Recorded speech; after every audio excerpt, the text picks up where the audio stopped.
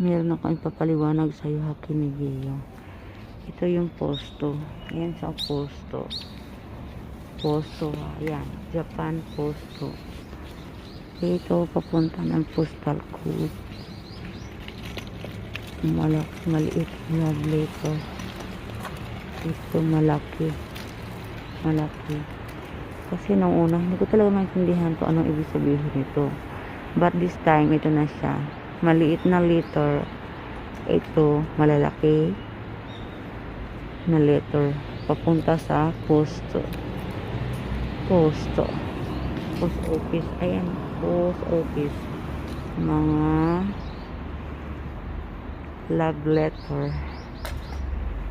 Good morning, Hakinigeo. Wow.